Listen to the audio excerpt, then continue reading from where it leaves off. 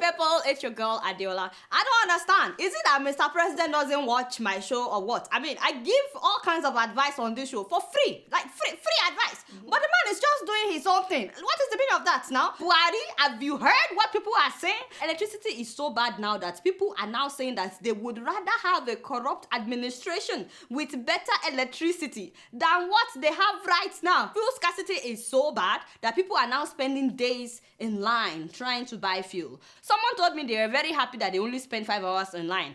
I'm like, 5 hours because you want to buy petrol? Like, I don't even know what that looks like anymore. My Oga, what happened to the change you promised us? APC!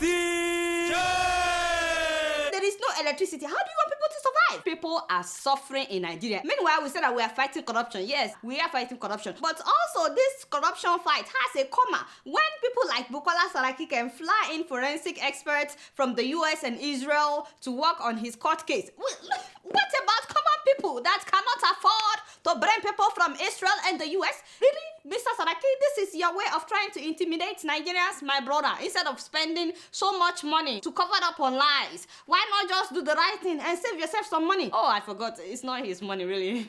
It's a taxpayer's money, so he doesn't really care. People that are not that rich, people that are nobody, they will put them in prison overnight. But people that are the real armed robbers, their case will be pending and pending. Somebody like Ibinabo, you know, that's Nollywood actress. She was in an accident. Her car hit somebody else's car. That person died. So this happened in 2006. When they pick her up this year, they've sentenced her to 5 years in prison. Meanwhile, some people that are responsible for the death of thousands of Nigerians are still out there. They're arresting them and bailing them. How do you run a country like that? Did you hear that they found $1 million at the home of a former chief of defense staff? That is Alex Bade. $1 million cash. Although the man came out to deny it, challenging EFCC to post the photo. I'm like, EFCC, you to post the photo now? The man has been bailed, you know. If it's somebody else, they would have sentenced them overnight. And speaking of suspects, you guys would not believe Senator Kashamu. You know that man had policemen arrest a man for calling him a drug baron on WhatsApp, or what WhatsApp message. You see how corrupt people are being celebrated? This is a man that is still wanted in the US for drug peddling. But of course, he denied it. He denied it, saying that, oh, it is his brother,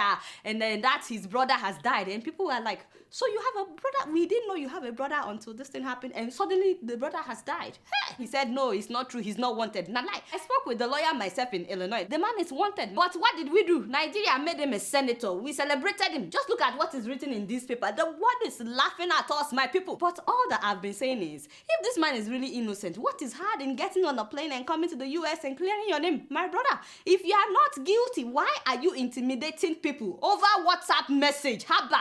If Kashamu gets away with this case, that means that there is no more freedom of speech, freedom of expression, or freedom of the press in Nigeria. So for those of you that think that, oh, this doesn't concern you, it does. Because tomorrow it may be you. Abi, you don't send WhatsApp messages or text messages or Facebook. You know how the senators were trying to clamp down on social media? That is exactly what Kashamu is trying to do. The thing that I don't understand in all of this is how Nigerian officials talk and how they address their citizens. For example, my father in the Lord, Mr. Femi Adesina.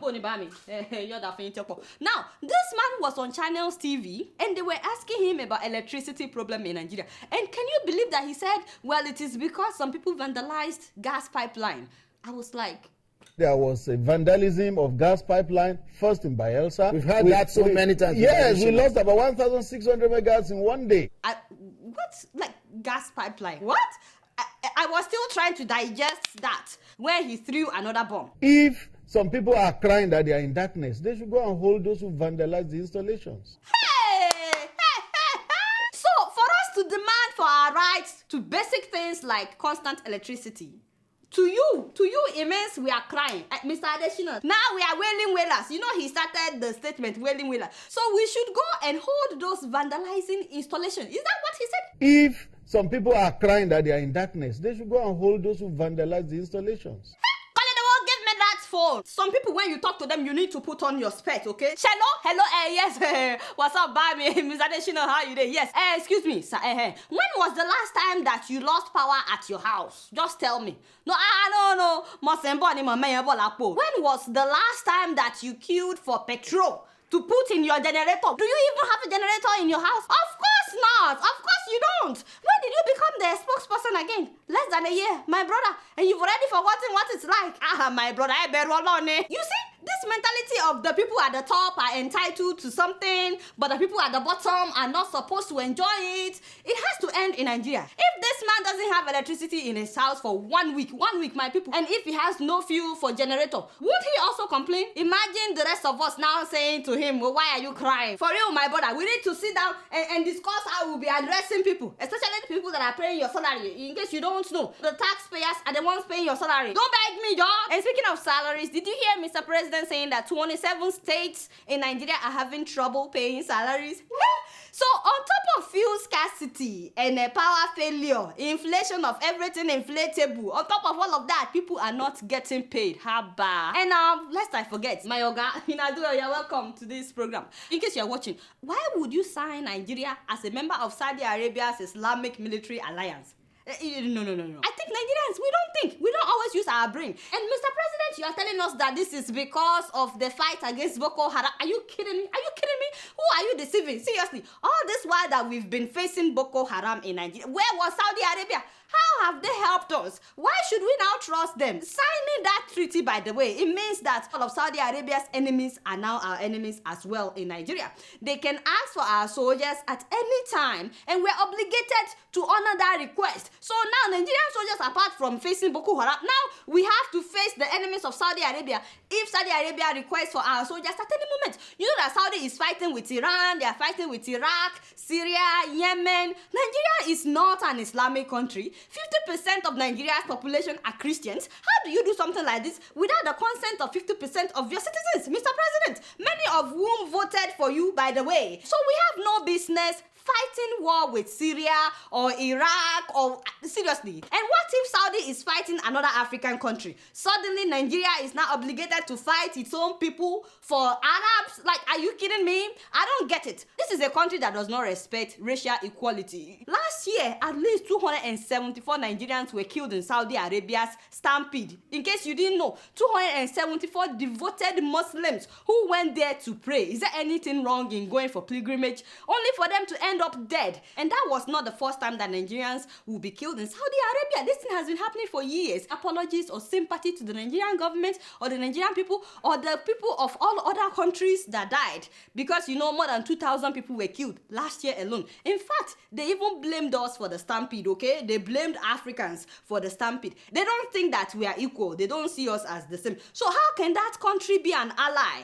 Or is there anyone that doesn't know that they look down on us Africans because of the color of our skin? Especially our women. You'll be surprised how they treat our women who go there to work as housemaids. No matter how much we idolize Saudi Arabia, they don't see us as equal to them. Seriously, Oga Buhari, let's not deceive ourselves now. Have we done all that we can about Boko Haram at home before we go to Saudi Arabia? Last year, this Australian negotiator mentioned the former governor of Borno State, Alimadu Sharif, as a sponsor of Boko Haram. What did we do since that time? In fact, forget about when Jonathan was in power. Since Buhari became president almost a year now, what have we done about that case? Was the man not recently made the chairman of PDP? He's a free man. Forget about it. So is it Saudi Arabia that will now come and help us to investigate the suspected sponsors of Boko Haram or what? I don't understand. Honestly, Buhari needs to wake up. People are losing interest. I'm not saying all these things because I'm a Christian. There was a time that I spoke about the atrocities that Israel is committing as well. This is not about religion. This is about the fact that these people have proven time and again